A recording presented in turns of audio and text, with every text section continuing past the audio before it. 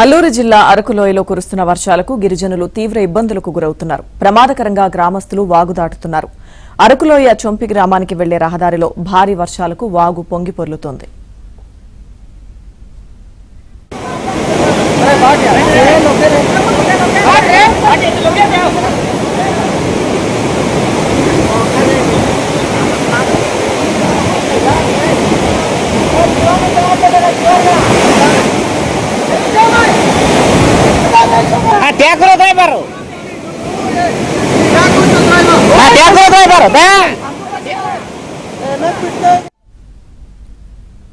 ఈ వాగుపై బ్రిడ్జి నిర్మాణం పనులు చేపట్టారు. ప్రస్తుతానికి గ్రామస్తుల రాకపోకలకు తాత్కాలికంగా కాజ్వే నిర్మించారు.